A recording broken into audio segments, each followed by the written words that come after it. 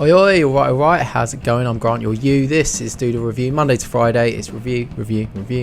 Looking at mainly guitar music while also branching out into hip hop or even this week house. But on Sundays, we open up the Jazz Club and talk about an album I've been listening to in the wide and frankly kind of daunting genre of jazz. This week, we're looking at the album Compassion from Vijay Iyer. Vijay Iyer is a pianist and composer based in New York City, where he's been active in the jazz scene for many years.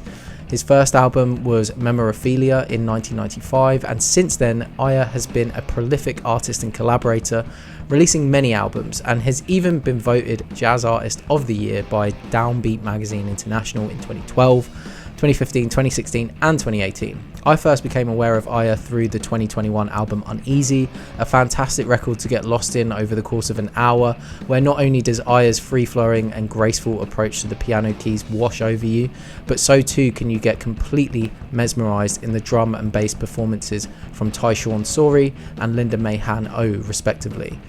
Here on Compassion, Iyer is once again leading Sorry and Mayhan O, reuniting a trio with chemistry that's unquestionable when you hear how effortlessly they lean in and pull back from their bandmates' virtuosic playing. Sorry's approach to the drums in particular, his ability to create a real sense of space and to become almost transparent over the top of a composition, just as well as he can groove and solo. This is something I became enamored with immediately when I first heard him on Uneasy. Since then, I've tried to delve more into his catalogue, and based off that, I would say if you are a fan of jazz drummers as band leaders, I would recommend you check out his album Mesmerism, or his collaboration with King Brit called Tyshawn and Brit. Based on this existing fandom of Sorry's drumming, it was his playing that stuck out to me on Compassion at first. I love his rolling and explorative playing on the track Overjoyed, where he uses his snare kind of unclipped to give it that deeper, boxier sound, and on Maelstrom, he gets to really let loose with frantic fills and big explosive moments. I will say that I was a little disappointed to find that both Tempest and Drummer's Song, two tracks with titles that point to some huge moments for a drummer like Sorry, where he could really go to town, that these don't end up with quite as much space for that as you would think. The man himself, bandleader and pianist Mr. Iyer, has some incredible moments across Compassion. I find Iyer's playing and ability to switch stylistic approach to the piano completely fascinating. On a song like our opening track here, Compassion, he opens things with a Steve Reich-esque cascade of these rolling notes that feel like walking under a waterfall. It's almost a free jazz approach compositionally, whereas on a song like Overjoyed, he takes a more sophisticated, classical, even a Baroque approach to the piece. The wildest of these change-ups, I think, comes on the song Maelstrom, where there is an aggressive breakdown that in its movements reminded me almost like a beatdown you'd hear on a metal track. Of course, sonically it doesn't sound anything like metal, but just the fast, aggressive, rhythmic attacking of the piano really captures that sort of feel.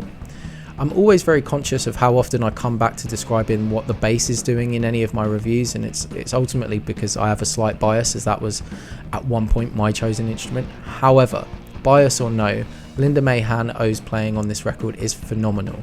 Whether keeping a track absolutely bolted in place while her bandmates are flowing over the top like kites caught in the wind, or taking her own opportunity to shine, the playing is flawless and totally engrossing.